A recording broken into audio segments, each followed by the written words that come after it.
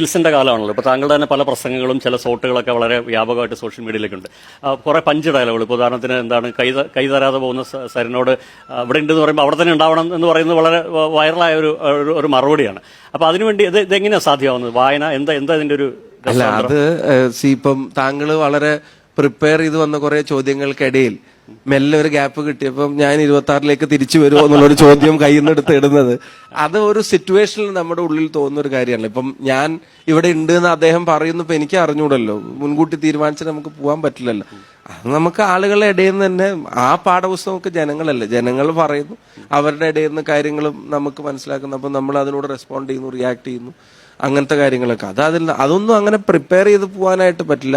എന്ന് വെച്ചാൽ പ്രസംഗങ്ങളിലും കാര്യങ്ങളൊക്കെ ചിലപ്പോൾ നമ്മൾ അത് അസംബ്ലി പ്രസംഗത്തിൽ പ്രത്യേകിച്ചും ചില കാര്യങ്ങൾ നമുക്ക് പ്രിപ്പയർ ചെയ്ത് പോകാൻ പറ്റുമായിരുന്നു. ഇത്തരം കാര്യങ്ങളൊക്കെ പാർലമെന്റിൽ അതൊക്കെ പിന്നെ ആവണമെങ്കിൽ കുറച്ചുകൂടെ സമയം എടുക്കുമായിരിക്കും.